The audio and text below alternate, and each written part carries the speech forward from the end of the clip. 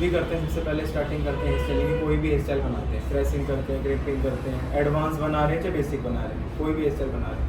सबसे पहले अगर सेक्शन क्लियर नहीं होंगे, हमेशा माइंड में एक चीज़ रखना, अगर सेक्शन क्लियर नहीं है तो हेयर स्टाइलिंग भी क्लियर नहीं है। आ रहा था में सेक्शन में सबसे बड़ी गड़बड़ी होती है, हमेशा सेक्शन में ही गड़बड़ी होती है जो हमारा हेयर स्टाइल सही नहीं बनता। आप देखते हो जब आप सेक्शन निकालते हो, कोई इतना सेक्शन निकाल लेता है, कोई इतना बड़ा सेक्शन निकालता है।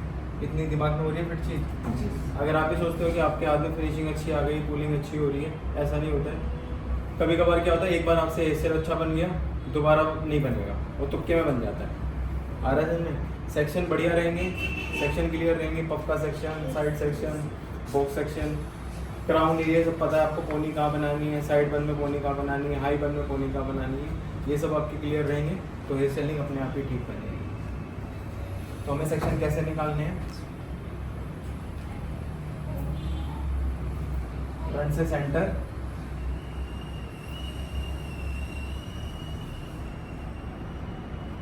और फ्रंट से सेंटर थोड़ा ऊपर नीचे चलेगा क्योंकि हम मेन सेंटर पार्टी नहीं करेंगे, हम तो सेक्शन निकाल रहे हैं। और साइड से ईयर टू ईयर सेक्शन आ रहा था में, और इतना ही सेक्शन निकालना है। भी करते हैं, ठीक है, कैंपिंग तो नहीं, प्रेसिंग करते हैं।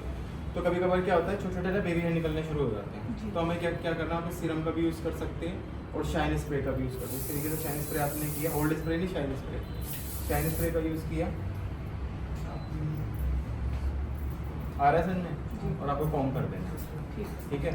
अब एक होता है अक्सर ये प्रॉब्लम होती है, हाँ बेबी हेयर के निकलने की। हाँ, तो ये करना है, या फिर आप क्या कर सकते हो, सीरम, हल्का सा सीरम लेना है इस तरीके से, बस एक ड्रॉप, एक या 2 ड्रॉप आप ले सकते हो, बस इतना, इससे ज़्यादा मत लेना। प्रेसिंग के बाद की चीज़ें बता रहा हूँ मैं, जी बेसिक चीज़, ठीक है। और एक चीज़ और, जब हम प्रेसिंग करते हैं, क्रिम्पिंग करते हैं, उसके बाद सेक्शन क्लिप का यूज़ नहीं करना, जो आपको क्रोकोडाइल वाली लगा देता है ना, जिगजैग वाली, वो डेंटली आता है बालों में, आ रहा है समझ में, वो यूज़ नहीं करनी है। जब मैं हटा देता हूँ, इतना आया समझ में। और सीरम का और शाइन स्प्रे का कहाँ यूज़ करेंगे, प्रेसिंग में तो मैंने आपको बता दिया। जब भी हम क्रिम्पिंग करते हैं, क्रिम्पिंग से पहले नहीं करना है, क्रिम्पिंग के बाद में, क्रिम्पिंग के बाद में हमें सीरम लगाना है, अच्छे से लगा लेना, फ्रंट पे भले ही कम लगाना, शूट कर रहे हो तो दबा के लगा लेना, क्लाइंट पे कर रहे हो तो सेम 1 ड्रॉप, इतना 1 या 2 ड्रॉप, सेम इसको पूरे हेयर में। क्रिम्पिंग के बाद करना है, क्रिम्पिंग से पहले नहीं करना है। इस तरीके से पूरे हेयर में आप, अगर आपको लग रहा है कम है तो और बढ़ा सकते हैं। आगे इतना समझ में, सीरम का कहाँ कहाँ यूज होगा, सीरम का ये नहीं, हेयर स्टाइलिंग के बाद डाल दो ऐसे, ठीक है, क्रिम्पिंग के बाद, और प्रेसिंग में मैंने आपको बता दिया। अब होता है कि शाइन स्प्रे को कहाँ यूज़ करना है, क्रिम्पिंग के बाद, क्रिम्पिंग से पहले नहीं। क्रिम्पिंग हो गई, अब आपको बहुत अच्छा आपको अपना हेयर स्टाइल बनाना है। मान लो एक पुलिंग यहाँ पे पफ बन गया, पुलिंग उठानी है, शाइन स्प्रे किया, उसके बाद पुलिंग उठाई, आ रहा है तो समझ में। अब एक सेक्शन में बन बना रहे हैं, तो एक पूरी पोनी में आपने स्प्रे किया, उसके बाद होल्ड स्प्रे का भी यूज़ होगा। ये बस साथ साथ हम शाइन दे रहे हैं कि वो और चमक आए। आ रहा है शाइन स्प्रे का यूज़ समझ में। अब एक होता है कि हमें होल्ड स्प्रे कहाँ का यूज़ करना है, प्रेसिंग में यूज़ नहीं करना है, हमेशा याद रखना। जहाँ पे भी हम फ्लैट कर रहे हैं, चिपका रहे हैं, फ्लैट होता है ना, ब्राइडल बन बनाते हैं, फ्लैट कर रहे हैं, या फिर जैसे हम अब एक चीज़ का और ध्यान रखना, जैसे पुलिंग उठा रहे हैं तो हमें उसी सेक्शन में स्प्रे करना है जहाँ पे पुलिंग उठी हुई है। इधर या उधर करोगे तो सारे बाल चिपक जाएंगे। अभी तो आप बहुत एडवांस लेवल पे नहीं करते हो।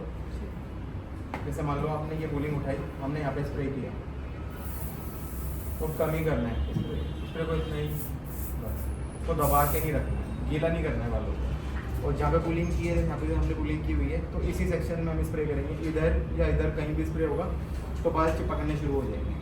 अगली जो पुलिंग निकलेगी वो इतनी मोटी निकलेगी, आ रहा है तुम्हें, वो पतली पुलिंग नहीं निकलेगी। स्प्रे का आ रहा है, उस समझ में कहाँ करना है। अब जब हम बन बनाते हैं या कोई ब्रेड बना रहे हैं तो हमें इस तरीके से होल्ड रखना है स्प्रे को, साथ साथ यूज़ करना है। जो आपकी दिक्कत होती है ना, फिनिशिंग नहीं आ रही, क्योंकि आप आधी चीज़ों का यूज़ करते हो, आधी चीज़ें भूल जाते हो, तो आपको स्प्रे भी साथ में रखना है। एक पुलिंग उठा रहे हो वहीं पे स्प्रे, दूसरी पुलिंग उठा रहे हो वहीं स्प्रे, फिर टक करने के बाद भी हल्का स्प्रे कर सकते हो, पर हल्का करना है। कभी भी चीज़ याद रखना, अगर आप दबा के स्प्रे करोगे तो बाल वाइट पड़ जाएंगे, थोड़ी देर बाद वाइट दिखने लग जाएंगे। आ रहा है समझ में, स्प्रे का यूज़ समझ में आ रहा है।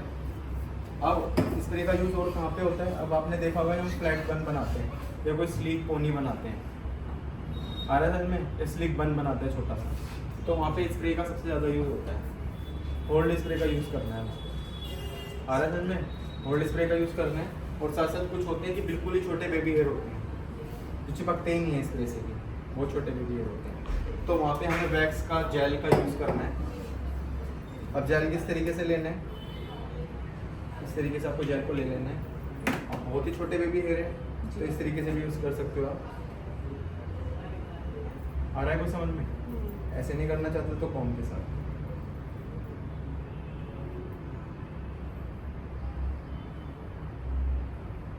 बहुत छोटे बेबी हेयर हो तो चिपकते नहीं है वो, ठीक है। जब हम स्लिक पोनी बनाते हैं, हाई पोनी बनाते हैं, हाई बन बनाते हैं, तो यहाँ पे छोटी बेबी हेयर होते हैं ना, ये भी नहीं चिपकते इस वजह से, तो वहाँ पे भी हमें जेल का और वैक्स का यूज़ करना है, ठीक है। आ रहा है समझ में कैसे यूज़ करना है?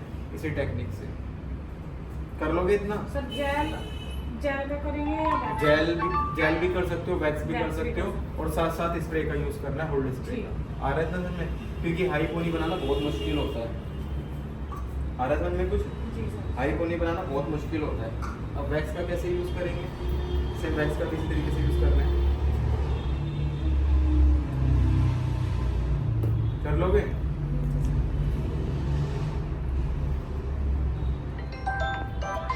और जब हम, आपने देखा होगा ना,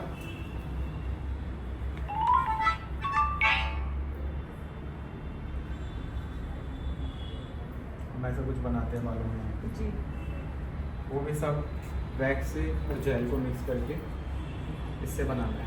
जेल को wax को mix करें। हाँ, अब एक आते हैं, आपने देखा होगा बालों में स्टिक ऑन वगैरह चिपका देते हैं, मिरर चिपका देते हैं, जी जी। तो वो ये ओसिस की ब्रेड वाली ट्यूब होती है, ओसिस का जेल, ठीक है। बस उसको निकालना है, ठीक है। अब आपको जहाँ पे भी कुछ भी चिपकाना है, मिरर इधर चिपकाना है, तो ये लगाया, इसके ऊपर मिरर चिपका देंगे। आ रहा है कुछ समझ में? ये दिमाग के ऊपर से जा रहा है? कहीं होल्ड हो जाएगा वहाँ अगर मिरर हाँ, चिपक जाएगा वहीं पे, ठीक है। अब हीट प्रोटेक्टर का कहाँ पे यूज़ करना है आपको? हीट प्रोटेक्टर कब यूज़ करना है? जब भी कोई आप हीट वाली चीज़ें कर रहे हो, जैसे प्रेसिंग कर रहे हो, क्रिम्पिंग कर रहे हो, पल्स कर रहे हो, ड्रायर कर रहे हो, तो उससे पहले करना है, उसके बाद में नहीं करना, और एक ही बार यूज़ होता है इसका, इस तरीके से। आ रहा है समझ में? आ रहा है? इसके बाद क्या करेंगे? क्रिम्पिंग, प्रेसिंग, कर्ल्स, कुछ भी करना है आपको। सर पूरे एयर में करना है ये? हाँ, बस इतना ही करना है, बस ऐसे ठीक। कम कम ही करना है, ज़्यादा बारीक नहीं करना। अब कुछ क्लाइंट होते हैं जो आपको मना कर देते हैं कि स्प्रे नहीं करना, होल्ड स्प्रे नहीं करना, ज़्यादा हीट मत करना, और नॉर्मल नेचुरल दे दो, तो हमें वहाँ पे मूव का यूज़ करना है, ठीक है। इस तरीके से आप मूव लगाओगे, ठीक है। मैं कम लगा रहा हूँ, आप थोड़ी ज़्यादा लगा सकते हो, सेक्शन वाइज सेक्शन भी लगा सकते हो। उसके बाद इसको पूरे बालों में मर्ज कर लोगे इस तरीके से। आपको थोड़ी ज़्यादा लगानी है, आ रहा है समझ में? थोड़ी ज़्यादा मतलब सेक्शन वाइज सेक्शन लगानी, भर के भी लगानी है, गीले कर दो वाले, ठीक है। उसके बाद आपको फ्लैट वाला ड्रायर करना है। जैसे हम प्रेसिंग, क्रिम्पिंग, कर्ल्स के लिए सेक्शन लेते हैं, सेम ही सेक्शन रहेंगे, तो थोड़े से मोटे सेक्शन हो जाएंगे, सेक्शन थोड़ा सा ज़्यादा थिक हो जाएगा, और बस फ्लैट ड्रायर से इस मूव्स को कम करना है। इसके बाद क्या होगा, बालों में बाउंस आ जाएगा। आ रहा है समझ में? जी। बालों का जो भी होगा वो निकल जाएगा, और बालों में बाउंस आएगा, देखोगे बाल ना मोटे लगेंगे इसके मुकाबले जो भी है, ठीक है। उसके बाद आपको उसके बाद आपको क्या करना है, कर्ल्स या वेव्स, ठीक है। क्रिम्पिंग नहीं, कर्ल्स या वेव्स में बस ये यूज़ होगी, और कहीं ये मूव यूज करने के बाद हाँ, मूव्स लगानी है, उसके बाद फ्लैट ड्राई करना है, उसके बाद आपको वेव्स या कर्ल्स कुछ भी करना है वो आप कर सकते हो। उसके बाद सरफेस पे नहीं होगा? कर सकते हो पर नहीं करना है, क्योंकि ठीक। वैसे ही टिक जाएगी, ठीक है। ठीक है। इतना आया समझ में? जी। उसके बाद होता है कभी कभार लगता है कि आपको बालों में ज़्यादा ऑयल है, तो आप ड्राई शैम्पू का भी यूज़ कर सकते हैं। इस तरीके से आपको बालों में करना है, 2-4 मिनट छोड़ देना है। आ रहा है कुछ समझ में? उसके बाद बाल अपने आप ही सूखे सूखे आपको लगेंगे, और सीधा आपको जो भी कर्ल्स, वेव्स या हेयर स्टाइल बनाना है वो आप बना सकते क्या हो। नाम बताया? Dry shampoo, dry. ठीक है। अब होता है एक बार सेक्शन भी देख लो, तीन सेक्शन होते हैं, एक होती है सेंटर पार्टिंग, एक होती है साइड पार्टिंग। अब सेंटर तो बिल्कुल सेंटर निकालनी है, अब साइड कैसे निकालिए, मिडल ऑफ फाइब्रो।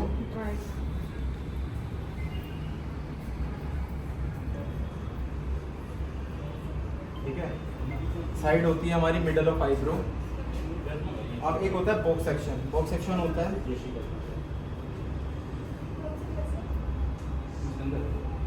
अब एक होता है बॉक्स सेक्शन, तो वो होता है middle of fibro, middle of fibro. आ रहा है कुछ समझ में? ये होता है हमारा बॉक्स सेक्शन। ये कब यूज होता है, जब हम बैक साइड में पंप बनाते हैं ना। एक होती है रियल, एक होती है सिंथेटिक। ठीक है, अब रियल कहाँ पे यूज होगी, सिंथेटिक कहाँ पे यूज होगी? दोनों होनी तो बालों में ही यूज है, पर अगर आप रियल यूज कर रहे हो तो आप पहले ही एक्सटेंशन को, अगर आप रियल यूज कर रहे हो तो पहले एक्सटेंशन में एक बंदे को पकड़ाओगे आप। ठीक है, अब डिपेंड करता है कि क्लाइंट आपसे क्या मांग रहा है, प्रेसिंग मांग रहा है, कर्ल्स मांग रहा है।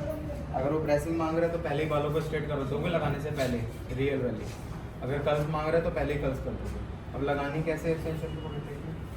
ये रियल वाली है। नहीं, कोई सिंथेटिक है।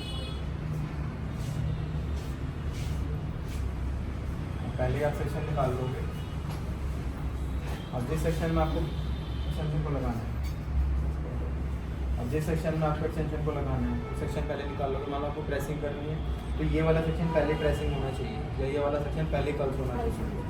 उसके बाद इतना करने के बाद ऊपर से यहाँ से आपको बैक कॉमिंग करनी है, जहाँ पे एक्सटेंशन को टिकाना है। ठीक है, थोड़ी ज़्यादा कर लेना। उसके बाद इस एक्सटेंशन को सीधा टिकाएंगे, देख रहे हो कहाँ आ रही है एक्सटेंशन? ठीक है, इसको थोड़ा सा कम कर लेंगे, इसको फोल्ड करेंगे, इसको छोटा कर लेंगे इस तरीके से। आ रहा है कुछ समझ में? अभी छोटा कैसे करेंगे, पेन से होगा ये। अब पॉप पेन लगानी है।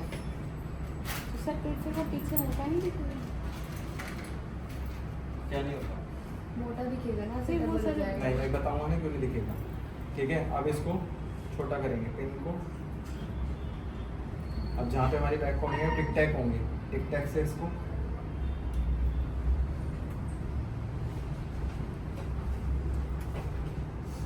फिक्स कर देंगे। मान लो यहाँ पे हमने कर्ल्स किए हुए हैं, पहले कर्ल्स वाली एक्सटेंशन लग गई है। कलर आपको अपने हिसाब से रखना है वैनिटी में। उसके बाद क्या करना है, ये आपको अब इनको हैवी लग रही होगी तो हम क्या करेंगे, दो पिनों से इसको टिका देंगे। आप अगर ज़्यादा बैक कॉमिंग करोगे तो कम हैवी लगेगी वो, अब इनको लग रही होगी। ठीक है, अब ये ना दिखे तो आप कर्ल्स कर रहे हो तो हर सेक्शन में क्या करेंगे, हर सेक्शन में पहले बैक कॉमिंग करेंगे फिर कर्ल्स करेंगे। तो ये बाउंस है ना, ये यहाँ पे ऑटोमेटिक पफ भी आ जाएगा और ये दिखेगा जो आपको बाउंस की दिक्कत है। और एक चीज़ और भी कर सकते हैं, जैसे हमने टिक टैक फोल्ड किया हुआ है, इसका एक पैच काट भी सकते हो आप। ठीक है, अगर क्लाइंट को ज़्यादा हैवी लग रहा है तो। आ रहा है समझ में? जी। कैसे काटोगे, साइड कहाँ से? साइड से, यहाँ से। ठीक है, यहाँ से एक पैच कट जाएगा और ये फिर आपको वजन भी इसका कम लगेगा, वेट इसका कम लगेगा। ठीक है, अब जब आप ब्राइडल बन बनाते हो, छोटी छोटी चीज़ों के बारे में बताओ, कौन कौन सी चीज़ें कहाँ